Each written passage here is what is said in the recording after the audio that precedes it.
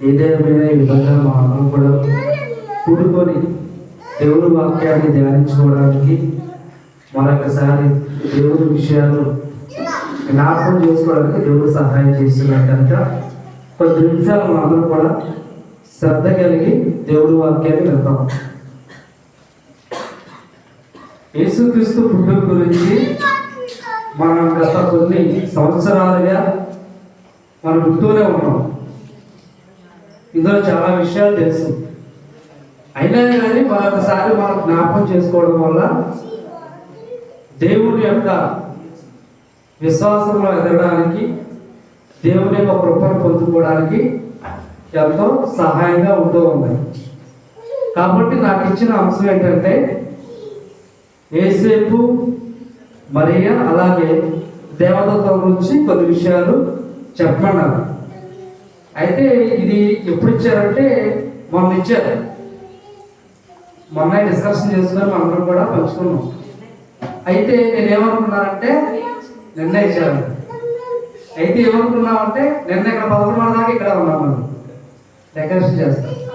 నేను మనసులో ఏమనుకున్నానంటే యేసేపు మరియ గురించి ఇస్తే చాలా బాగుంటుంది అని అనుకున్నా.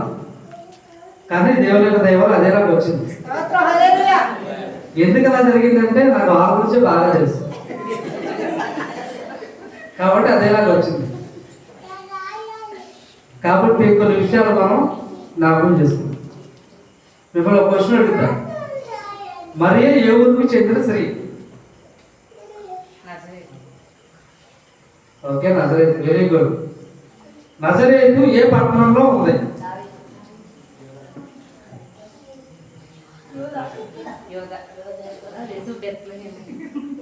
నజరేతు ఏ పట్టణంలో ఉంది? గలిలయలో ఉంది. సరే, యేసేపు ఏ ఊరికి చెందిన వ్యక్తి? చెప్పాలి. బెత్లెహేము చెందిన వ్యక్తి. బెత్లెహేము ఏ పట్టణంలో ఉంది? యోధా పట్టణంలో బెత్లెహేము అనే ఊరు ఉంది. మన గుడివాడ మండలంలో బెల్లపాడు ఎలా ఉందో అలాగే యోదయలో బెత్లెహేము ఉంది. గలిలయలో నజరేత్ అనే ఊరు ఉంది. అయితే ఈ బెత్లెహేము అనే ఊరు చాలా పల్లెటూరు, చాలా చిన్నది. అదే ఊరిలోనే దావీదు కూడా పుట్టాడు. కాబట్టి ఇప్పుడు యోసేపు అనే వ్యక్తి దావీదు వంశానికి చెందినవాడు. అంటే దావీదు ఏ ఊర్లో ఉన్నాడో అదే ఊర్లో కూడా ఈ యేసేపు అనేటువంటి వ్యక్తి కూడా అక్కడే పుట్టడం జరిగింది. అయితే ఈ యేసేపు మరియ వీళ్ళందరూ కూడా ఒకే వంశానికి చెందినవారు. కాబట్టి ఇంచుమించు వీళ్ళందరూ ఎవరంటే బంధువులే. వాళ్ళ వంశంలోనూ వాళ్ళ కులంలోనూ వాళ్ళ మతంలో పుట్టిన వాళ్ళు మాత్రం వాళ్ళు చేసుకోవాలి. అలా చేసుకుంటే ఏమైనా గొడవలు ఉంటాయా? అసలు ఏ గొడవలు ఉండవు. ఎప్పుడు గొడవలు అవుతాయి? మతాలు మారినప్పుడు, కులాలు మారినప్పుడు గొడవలు జరుగుతాయి. కాకపోతే దేవుని యొక్క చిత్తం ప్రకారం ఆ వంశంలో ఉన్న వాళ్ళందరూ కూడా అందులో ఉన్న వాళ్ళు మాత్రమే, వారి బంధువులు మాత్రమే వాళ్ళు చేసుకుంటారు. ఇప్పుడు మరీ కోసం కొన్ని విషయాలు మనం జాగ్రత్తగా పరిశీలిస్తే మరీ చాలా యవనస్తురాలు, అంటే దాదాపుగా 15 నుంచి 20 సంవత్సరాలు వయసున్న ఒక యవన స్త్రీ. పైగా ఏంటంటే ఆమె దేవుని యొక్క భయభక్తులు కలిగినటువంటి స్త్రీ. ఇంకో విషయం ఏంటంటే ఆమె కన్యక, అంటే పురుషుని ఎరిగినటువంటి ఒక స్త్రీ. కాబట్టి తన జీవితాంతం ఎలా ఉందంటే తన యవ్వన కాలంలో ఎటువంటి పురుషుణ్ణి ఎరగకుండా, పరిచయం లేకుండా తన యవ్వన జీవితాన్ని పరిశుద్ధంగా ఉంచుకుంది. దీన్ని బట్టి ఆ స్త్రీ దేవుడు అంటే ఎంత భయమో, దేవుడు అంటే ఎంత భక్తో, దేవుడు అంటే ఎంత నమ్మకమో, తల్లిదండ్రులు అంటే ఎంత విధేయతో దీన్ని బట్టి మనకు తెలుసుకుంటున్నాం. కాబట్టి మరి ఆ విధంగా ఉందంటే మరి తల్లిదండ్రులు కూడా ఎలా ఉంటారు, వాళ్ళు కూడా భయభక్తులు కలిగినటువంటి పరిస్థితుల్లోనూ వాళ్ళు కూడా ఉంటారు. కాబట్టి అటువంటి సమయంలో దేవుడు ఏంటంటే అక్కడ ఉన్న వాళ్ళందరూ చాలా మంది స్త్రీలు ఉన్నారు, కానీ దేవుడు మరియను మాత్రమే ఎన్నుకున్నాడు. ఎందుకంటే మరియకు అన్ని క్వాలిటీస్ ఉన్నాయి. ఎవరైనా కానీ ఈ సీజన్లో మనం ఏం చేస్తామంటే బట్టల షాప్కి వెళ్ళినప్పుడు మనం ఏం చేస్తాం, మంచిగా ఎంచుకుంటాం. చీరలు కొన్నప్పుడు ఏమి కొన్నప్పుడు మరకలు పండియా ముడతలు పండియా ఇవన్నీ చూసుకొని మంచిది మాత్రం ఎంచుకుంటాం. అది లేడీస్ వరకు. అదే మా మగవాళ్ళ దగ్గరికి వచ్చినప్పుడు యూత్ దగ్గరికి మేము చిరుగుపోయి ఎంచుకుంటాం. ప్యాంట్లు చిరిగిపోతాయి, షర్టులు చిరిగిపోతాయి. మగవాళ్ళు మాత్రమే ఎలా ఉంటారంటే చిరిగిపోయి మాత్రమే వేసుకుంటారు, వాళ్ళకి అది ఫ్యాషన్ అనమాట. కానీ దేవుడు మాత్రం ఎప్పుడు కూడా ఎలా చేసుకుంటాడంటే ఆ క్వాలిటీ ఉంది కాబట్టి తనలో మరి దేవుడు. ఇంకోటి ఏంటంటే తను చాలా ఏంటంటే దైవంగా ఉండింది అనమాట. ఎవరిని ఏమి అనదు, ఎవరిని ఏమి అనదు, తన పనేదో తను చేసుకుంటూ ఉండింది. ఎదుటి వాళ్ళని తిట్టడం కానీ ఎదుటి వాళ్ళని అంత గట్టిగా మాట్లాడడం కానీ తనకి ఇలాంటి ఏమీ తెలియదు. చాలా దీనంగా తను ఉంటుంది అన్నమాట. కాబట్టి అటువంటి స్త్రీని దేవుడు ఎన్నుకున్నాడు. ఇంకోటి ఏంటంటే ఆమె ఎడతెగకుండా ప్రార్థన చేసిందంట. ఎలా చేసింది ప్రార్థన? ఎడతెగకుండా అంటే కంటిన్యూస్గా తన జీవితంలో ఎప్పుడూ కూడా తన జీవితంలో ప్రార్థన అనేది ఎప్పుడు కూడా ఉంటారు ఉంటాడు. అది కూడా ఒకసారి చూద్దాం మన బైబిల్ గ్రంథంలో నుంచి. అపోస్తలుల కార్యం 1వ అధ్యాయం 14వ వచనం.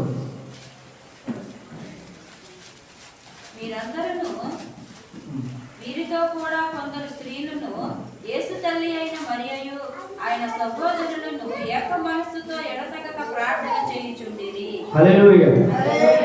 అక్కడ ఎవరున్నారంట?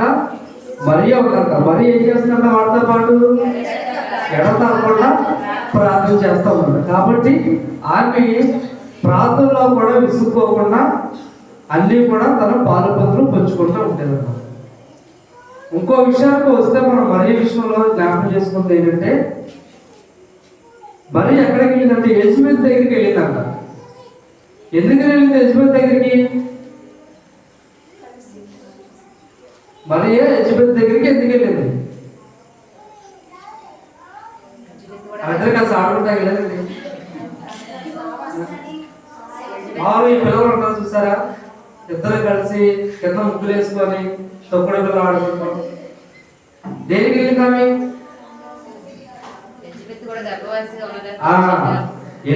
ఎలిజబెత్ కూడా గర్భం ధరించిందని చెప్పేసి దూత చెప్తే తన దగ్గరికి వెళ్ళింది. అయితే అప్పటికి ఈ మరి కూడా గర్భం ధరించింది. ఎక్కడికి వెళ్ళిందంటే ఆ ఊరు ఎక్కడో కొండ ప్రాంతంలో కొండసీమలో ఒక చిన్న పల్లెటూరుకి వెళ్ళిందంట. అంటే దీన్ని బట్టి ఏం చేస్తుందంటే మరియా ఎలిజబెత్ జకర్యా, ఈ జకర్యా ఎలిజబెత్ ఎవరంటే వాళ్ళు ఒక యాజకులు, అంటే ఒక పాస్టర్స్ అనమాట. జకర్యా ఎలిజబెత్ అనేది ఒక పాస్టర్ గారు పాస్టర్ గారు. అంటే మరీకి ఈ పాస్టర్ గారికి పాస్టర్ గారికి ఎప్పుడు కూడా ఒక మంచి సంబంధం కలిగి ఉన్నారు వాళ్ళు. ఆ విషయం ఎప్పుడైతే వినిందో ఏం చేస్తాంట, మరియా ఇక్కడి నుంచి గబుక్కున ఎలిజబెత్ దగ్గరికి వెళ్ళిపోయింది. కాబట్టి మనం కూడా ఏం చేయాలంటే మనం కూడా సేవకులకి ఎలా ఎక్కడ ఉండాలి, మనం దగ్గరగా ఉండాలి, సరైన సంబంధం మనం కలిగి ఉండాలి, అంటే సహవాసంలో ఉండాలి అనే విషయాన్ని చూపిస్తున్నాం మనం. ఒకటి ఆమె కన్యక, ఇంకోటి ఏంటంటే ఆమె మంచి ప్రార్థనా పదాలు, దేవుని యొక్క భయభక్తులు కలిగినటువంటి స్త్రీ.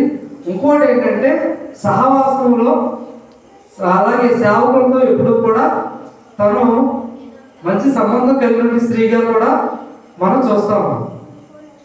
కాబట్టి ఇన్ని క్వాలిటీస్ అన్నీ కూడా మరియులో ఉన్నాయి. కాబట్టి ఇవన్నీ కూడా మనం నేర్చుకోవాలి. ఇవన్నీ కూడా మనం నేర్చుకోవాలి. అయితే ఇప్పుడు యోసేపు కోసం మనం ఒక విషయం చూస్తే, యోసేపు కోసం బైబిల్లో ఏం రాయబడిందంటే యోసేపు నీతిమంతుడు అని రాయబడింది. మనం ఎప్పుడైనా ఒక వ్యక్తిని చూసినప్పుడు మనం ఏం చేస్తామంటే ఆడు చేసిన చెడ్డ పనులను మనకు గుర్తొస్తాయి. అది వీడు ఎప్పుడు అబద్ధాలు అంటారు, అది వీడు ఎప్పుడు ఆడుతూ తిరుగుతూనే ఉంటాడు, వీడు ఒక వ్యసన పరుడు, వీడు ఒక తాగుబోతు, లేకపోతే పలానా వ్యక్తి ఉన్నాడు, ఆ వ్యక్తి ఏం చేద్దాం తన పని చూసుకొని వెళ్ళిపోతూ ఉంటాడు. అదే పలానా వ్యక్తి ఉన్నాడు రా, తల్లిదండ్రులు లోబడి ఉంటాడు. అంటే ఒక వ్యక్తిని చూసినప్పుడు మనకి ముందుగా ఏం కనబడదంటే అతని క్యారెక్టర్ కనబడుతుంది, అంటే అతని యొక్క గుణం అనేది కనబడుతూ ఉంటుంది. అయితే బైబిల్లో దేవుడు యోసేపుని గురించి ఏం రాపించారంటే యోసేపు నీతిమంతుడు. మనం దేవుడి గురించి తెలియగానే మనకి ఏముంటుందంటే దేవుడు పరిశుద్ధుడు.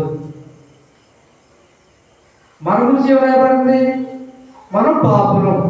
అవునా? బైబిల్ గ్రంథం ఏమన్నా ఏ భేదం లేదు, అందరూ పాపం చేసి దేవుడి గురించి మన గురించి ఏమో రాయబడిందంటే మన పాపులు అని రాయబడింది. అయితే యోసేపు కోసం ఏం రాయబడింది? అతను నీతిమంతుడు. అసలు యోసేపు నీతిమంతుడు ఎలా అయ్యాడు మీరు చెప్పండి. ఓకే, దేవుని మాటకు నేను చూపించాడు. ఇంకా ఇంకా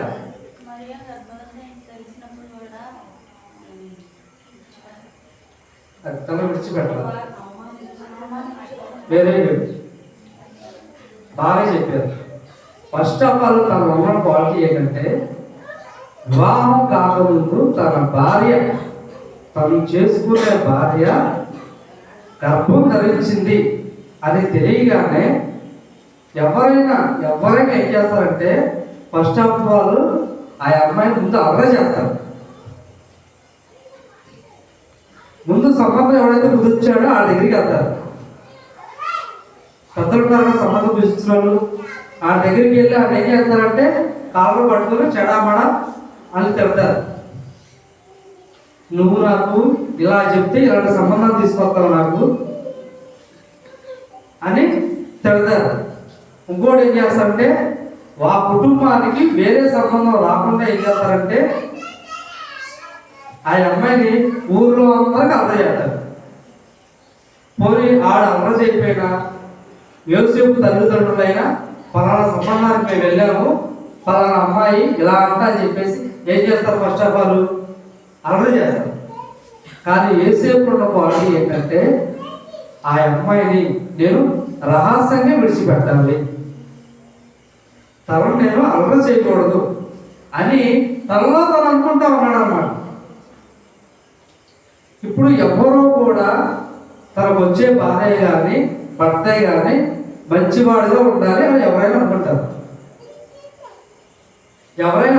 కాబట్టి అతని గురించి కొన్ని బ్యాడ్ క్వాలిటీస్ తెలిస్తే కనుక ఆ సంబంధానికి తెగదెంపులు తెచ్చుకోవడానికి సిద్ధంగా ఉన్నాడు.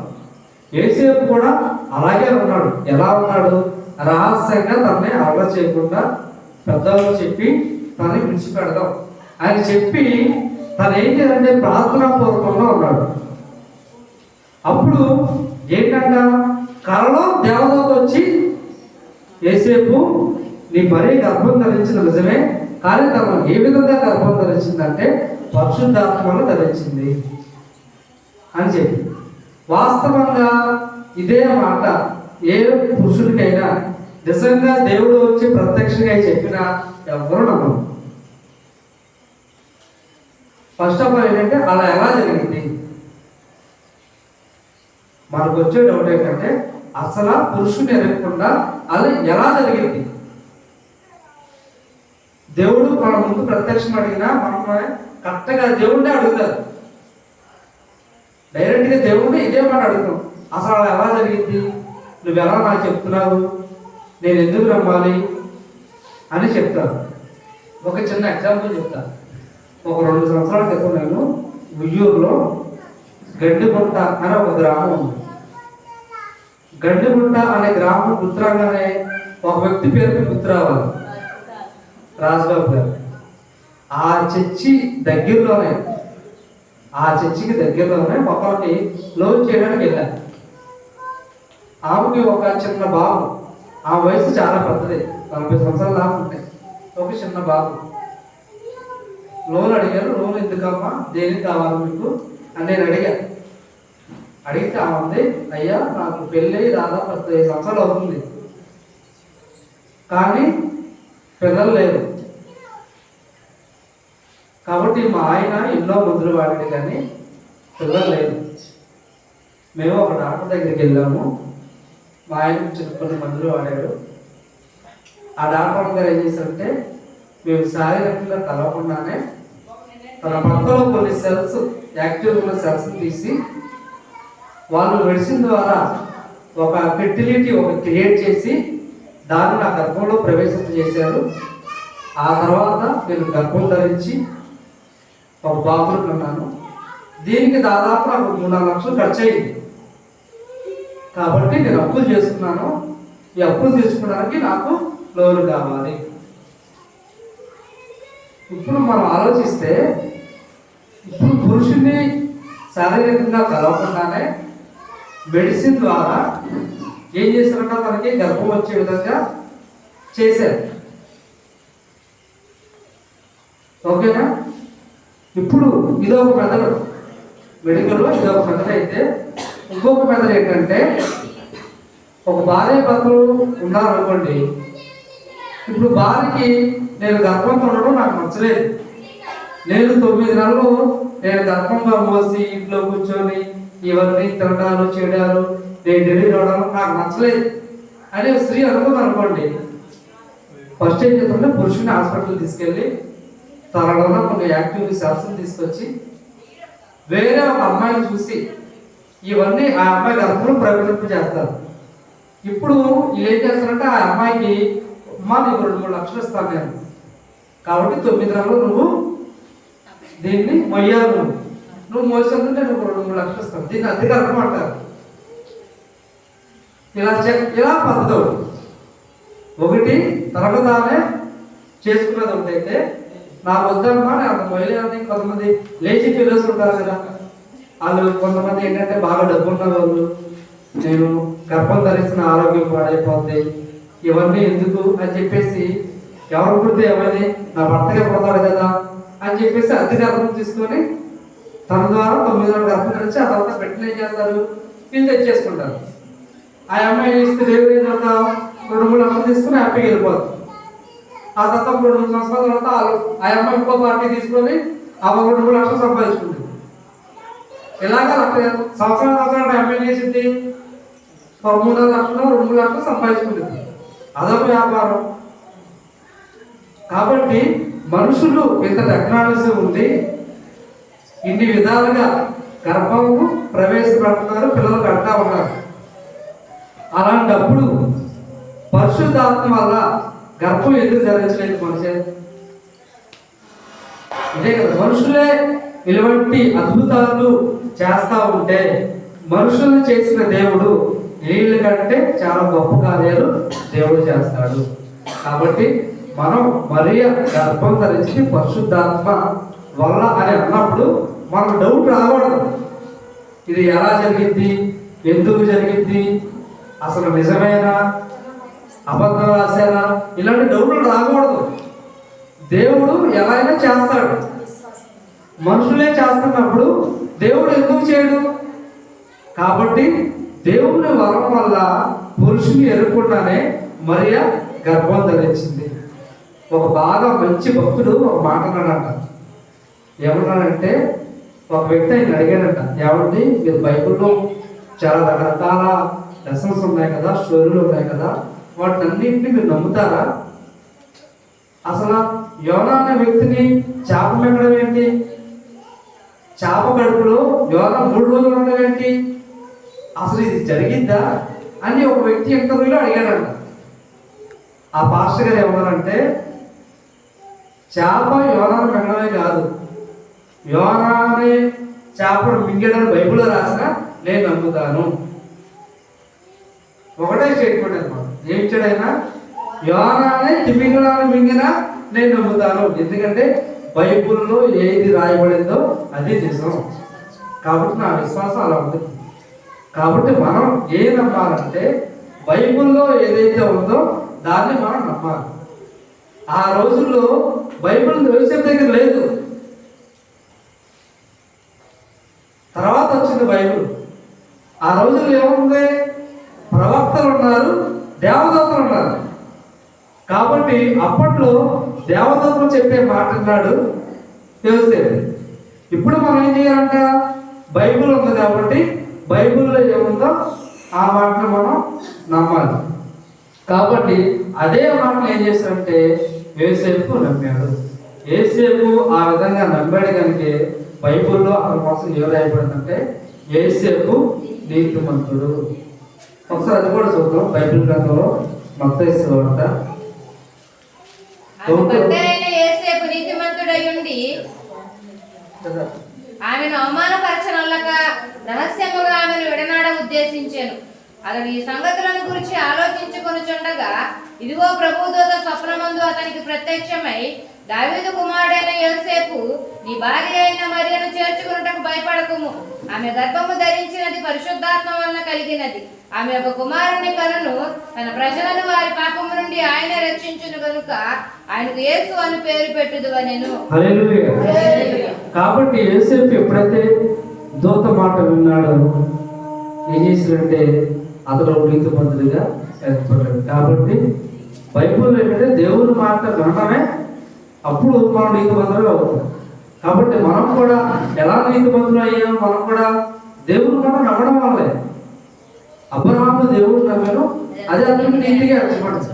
కాబట్టి దేవుని వాక్కు ఎప్పుడైతే మనం విశ్వసించామో నమ్మామో దేవుడు అప్పుడే మనల్ని నీతిమంతులుగా చేశాడు. ఇంకో విషయాన్ని మనం చూస్తే కనుక చాలా మంది మరియని ఏమంటారంటే ఆరోగ్య మాత అంటారు.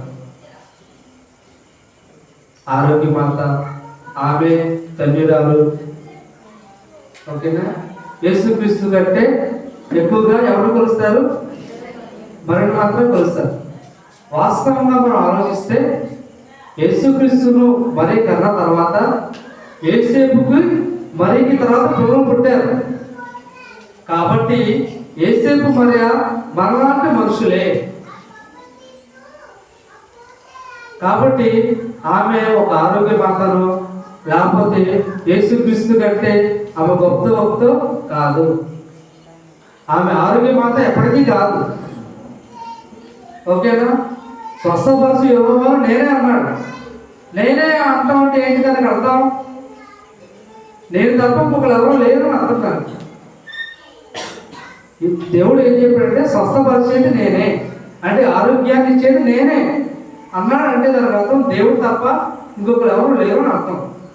అది పాస్టర్లు కూడా కాదు, పాస్టర్లు కూడా కాదు. పాస్టర్లు ఆరోగ్యాన్ని ఇవ్వరు, పాస్టర్లు స్వస్థపరచరు. స్వస్థపరిచేది ఎవరంటే దేవుడే స్వస్థపరుస్తారు. పాస్టర్ గారు కానీ ఎవరు చెబుతారు అంతే, కానీ వాళ్ళు స్వస్థపరుస్తారు. దేవుడు మాత్రమే స్వస్థపడతారు. ఇప్పుడు మనం చాలా మంది మరి మాత్రమే గొప్ప వ్యక్తి, ఆమె ధన్యురాలు. మీతో ఇంకో మాట చెప్తున్నాను. మరీ కంటే ఇక్కడ ఉన్నటువంటి మనందరం మరీ కంటే ధన్యురాలము. ఈ విషయాన్ని మీరు నమ్ముతారా? మరీ కంటే మనము ఇంకా ధన్యులమే. అది ఎలాగో ఒకసారి చూద్దాం. మార్క్స్ వార్త 3వ అధ్యాయం 38వ వచనం కాంచి 35వ. అందరూ ఒకసారి తీయండి. మార్క్స్ వార్త 3వ అధ్యాయం 35వ.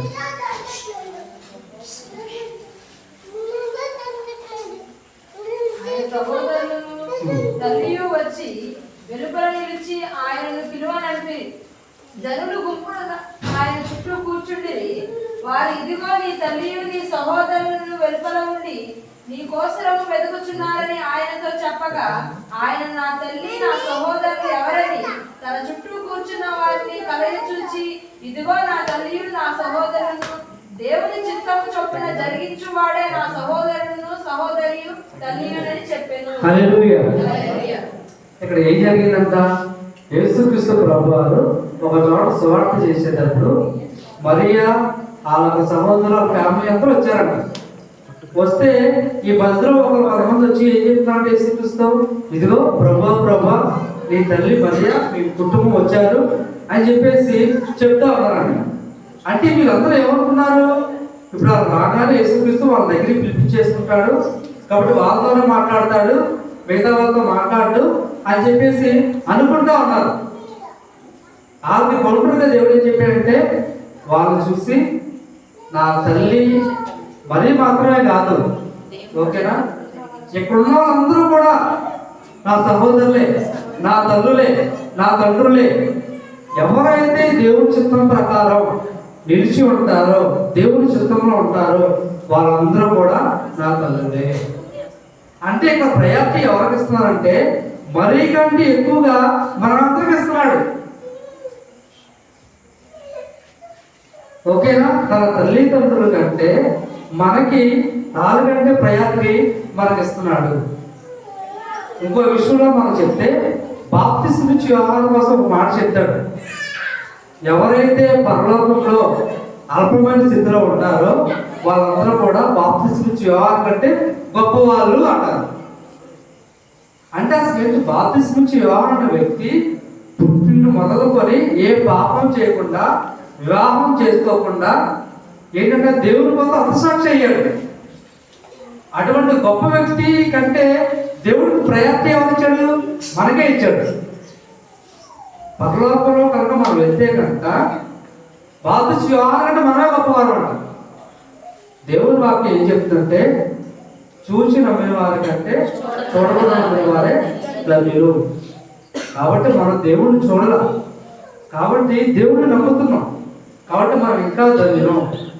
కాబట్టి మరీ కంటే, యోసేపు కంటే, బాప్తిస్మం ఇచ్చే యోహాను కంటే, ఆయన శిష్యుల కంటే దేవుడు మనకి ఇంకా చాలా ఇంపార్టెంట్ ఇస్తున్నాడు, మనకి ఇంకా ధన్యత ఇస్తున్నాడు.